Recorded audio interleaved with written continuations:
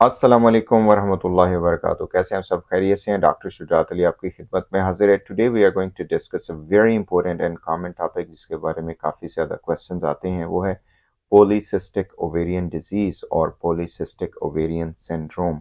What it is, what are its signs and symptoms, and what are the reasons, and how we can treat it, और इसको किस तरीके से आप manage कर सकते हैं। पॉलीसिस्टिक ओवेरियन डिजीज़ जैसा कि नाम से है, ओवरीज फीमेल में जो होती हैं वो एक रिप्रोडक्टिव ऑर्गन है कि जहाँ से एग्स रिलीज होते हैं और फिर एग जो है स्पर्म से मिलता है एंड देन आगे बेबी बनता है। तो ये एक एम्ब्रियो बनता है। तो ये एक नेचुरल प्रोसेस है। फीमेल्स में ओवरीज बोथ साइड्स पे होती हैं, वही जैसे मैंने कहा कि रिप्रोडक्टिव ऑर्गन्स हैं। और फेलोपियन ट्यूब के ज़रिए ओवरी जो है it is connected to uterus, और ओवरी से एग ट्रांसफ़र होता है या ट्रैवल करता है।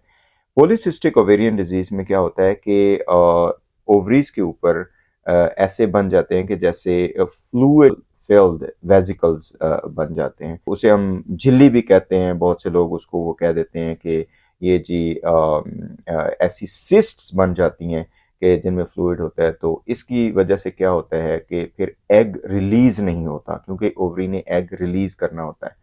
अच्छा, तो इसमें ये बहरहाल उसकी कुछ पैथोफिजियोलॉजी है, ज़्यादा डिटेल में मैं नहीं जाऊँगा, लेकिन साइन सिम्पटम्स पे मैं ज़रूर ज़्यादा ज़ोर दूँगा ताकि जो हमारी बच्चियाँ हैं, स्पेसिफिकली टीनेजर्स जो हैं, ये उनमें बहुत ज़्यादा प्रॉब्लम है।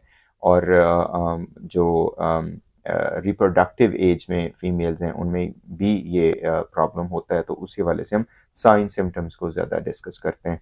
साइन सिम्पटम्स में क्या है कि इसमें इरेगुलर मेंस्ट्रुअल पीरियड होते हैं, हैवी मेंस्ट्रुअल पीरियड होते हैं, या ब्लीडिंग जिसे हम कहते हैं बहुत ज़्यादा होती है, या फिर मिस्ड पीरियड्स होते हैं। ये सारा हार्मोनल इम्बैलेंस होता है, जो कि एक्सेस है, जिसे हम कहते हैं कि hypothalamic pituitary and ovarian axis. ये सारा एक्सेस ही आपका डिस्टर्ब हो जाता है। अच्छा, इसमें और जो साइन सिम्टम्स हैं वो फेशियल हेयर होते हैं, और ज़्यादा जो है ना hair growth, body hair growth हो जाती है, जो कि टेस्टोस्टेरॉन की सिम्टम्स हैं ये सारी, कि बॉडी में टेस्टोस्टेरॉन ज़्यादा हो जाता है पॉलीसिस्टिक ओवेरियन सिंड्रोम में। तो इस वजह से फेशियल हेयर ज़्यादा हो जाते हैं।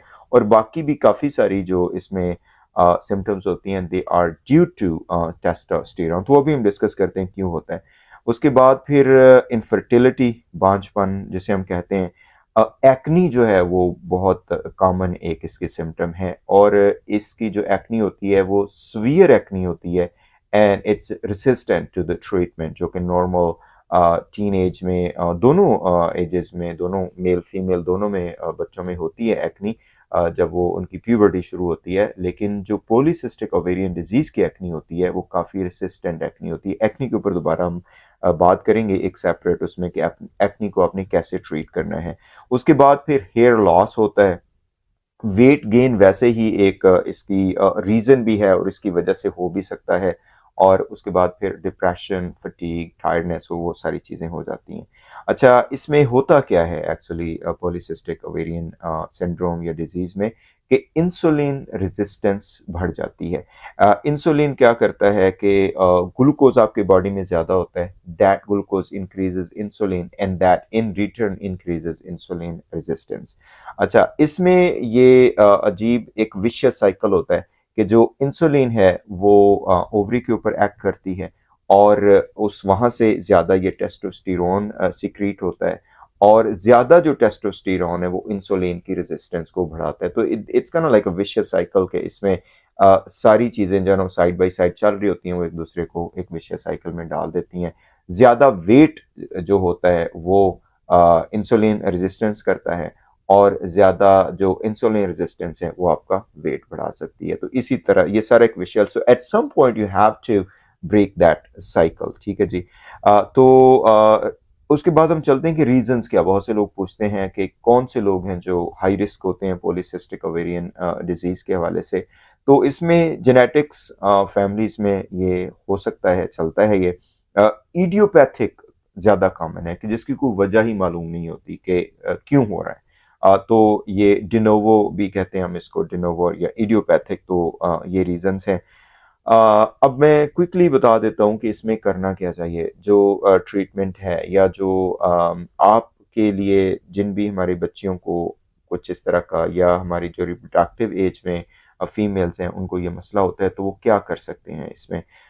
इसमें एक तो कैसे इसे हम कहते हैं कि सिम्प्टोमेटिक ट्रीटमेंट, जैसे कि अगर आपको एक्नी सीवियर एक्नी है तो उसकी आप ट्रीटमेंट करेंगे। साथ साथ फिर ये है कि आपको जो रूट काज है कि अगर आपका वेट बढ़ा हुआ, क्योंकि as I said, increase in weight increases the insulin resistance, and increase in insulin resistance can lead to PCOS। और वहां से क्या होता है कि ज्यादा टेस्टोस्टेरोन आता है। तो यहाँ पे आपने क्या करना है कि जो मेजर मेजर इंटरवेंशन करते हैं, जो इसको ट्रीट करते हैं, गायनेकोलॉजिस्ट इसको मेनली ट्रीट करते हैं, तो वो इंसुलिन रेजिस्टेंस को कम करने की कोशिश करते हैं। उसको आप कैसे कम कर सकते हैं? एक तो weight reduction, that is the main principle here, कि आपने अपना वेट रिड्यूस करना है। और वेट रिड्यूस आप कैसे कर सकते हैं, कुछ और वीडियोस भी हमारी हैं, लेकिन इस पे हम बात करेंगे पीसीओएस में कि वेट रिडक्शन आपने कैसे करनी है। The main thing in weight reduction is कि आपने अपनी कैलोरीज को कंट्रोल करना है, and then you have to do exercise. There is no other way around.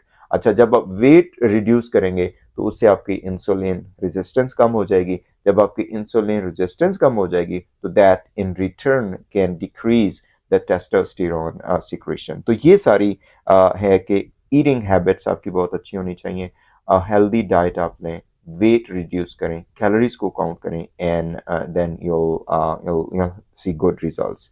अच्छा जी, उसके बाद फिर इनफर्टिलिटी अगर है, जो रिप्रोडक्टिव एज की ख़वातीन है, शादीशुदा ख़वातीन है, अगर उनका ये मसला है, इनफर्टिलिटी है, तो प्रिंसिपल यही है कि they have to decrease their weight, they have to control their calories, they have to do exercise, और उसके बाद फिर वो इनफर्टिलिटी की जो ट्रीटमेंट है वो अपने गायनेकोलॉजिस्ट के मशवरे से कर सकते हैं। और इनफर्टिलिटी जैसा कि मैंने कहा क्यों हो रही है, क्योंकि आपके बॉडी में टेस्टोस्टेरोन जो है वो ज़्यादा हो जाता है। इसमें जो मेडिकेशन है वही इंसुलिन रेजिस्टेंस को कम करने के लिए, वो बहुत मशहूर मेडिकेशन जिसे हम कहते हैं डायबिटीज़ में यूज़ होती है, ग्लूकोफेज या मेटफॉर्मिन, वो भी काफ़ी गायनेकोलॉजिस्ट देते हैं। तो उसके हवाले से जो मेडिकेशन की ट्रीटमेंट है या जो दूसरे ऑप्शन हैं वो फिर हम बाद में डिस्कस करेंगे। I hope you guys like our medical talk. मैं ट्राई करता हूँ उसको शॉर्ट रखूँ, लेकिन फिर भी ज़ाहिर थोड़ा सा लेंथी हो जाता है। Please comment and tell us how you like it. Thank you so much guys, stay blessed. अस्सलाम वालेकुम व रहमतुल्लाहि व बरकातहू।